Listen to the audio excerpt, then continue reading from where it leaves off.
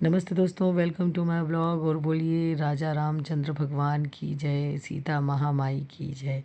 दोस्तों, आज मैं एक ऐसा मंदिर दिखाने जा रही हूँ जहाँ पर राजा रामचंद्र जी की एक भी मूर्ति नहीं है और ना ही यहाँ पे राजा राम जी को पूजा जाता है। दोस्तों, जिस तरह से आप अयोध्या में जाते हैं तो आप राजा राम जी की जय जयकार करते हैं और अयोध्या के मंदिर में आप रामलला के 4 मूर्तियों के दर्शन करते हैं। उसी तरह से जब आप यहाँ आते हैं तो आपको सीता महामाई मंदिर मिलता है जहाँ पर सीता माता की पूजा की जाती है।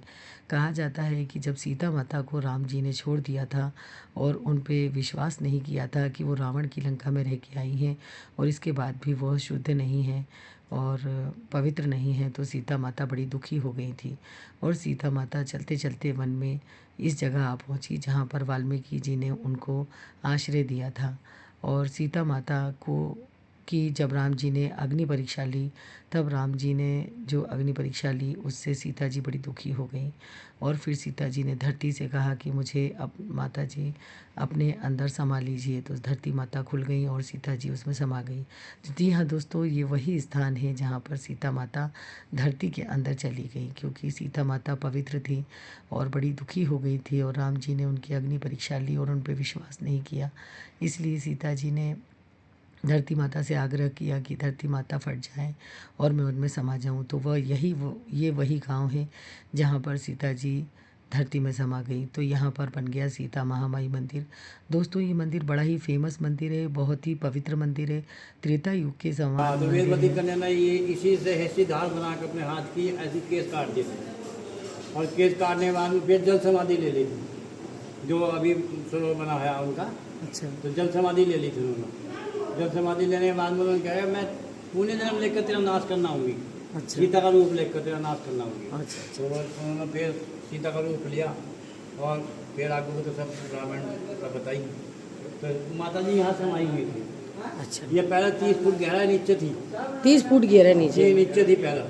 अच्छा। तो जनता जब आवती यहाँ दर्शन करना, दर्शन नहीं कर पावती। जब एक आदमी जावा था, बंदा गाड़ी लगी हुई थी, बस पैड़ी लगी थी जी। तो जनता परेशान थी, दर्शन करने के बाद दर्शन मिले नहीं थे।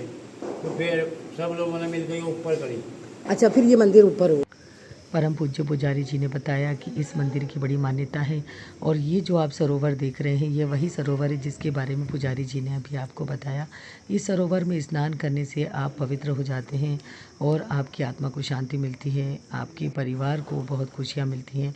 इस सरोवर में स्नान करने से आपको करोड़ों जन्मों की तपस्या का फल मिलता है, क्योंकि वेद माता यहीं पर तपस्या करती थी। दोस्तों, स्नान अगर आप नहीं भी कर पाते हैं कहीं, तो वहाँ पर आपको अपने ऊपर छींटे ले लेना चाहिए और वहाँ अपने पितरों के नाम से और अपने परिवारजनों के नाम से अपने नाम से जल छोड़ देना चाहिए। तो दोस्तों, इस सरोवर में स्नान करके अपने पितरों के नाम से जल छोड़कर मुझे भी बड़ी खुशी हुई। सीता माता के ऐसे मंदिर आकर मुझे बड़ा प्रसन्नता हुई कि आज मुझे सीता माता के मंदिर आने का मौका मिला। दोस्तों, इस मंदिर में आने के लिए आपको करनाल शहर आना होगा, जो कि हरियाणा में है, और ट्रेन बसें सभी यहाँ पर बहुत आसानी से आपको ले आती हैं। यहाँ पर रिक्शा भी चलते हैं, गाड़ी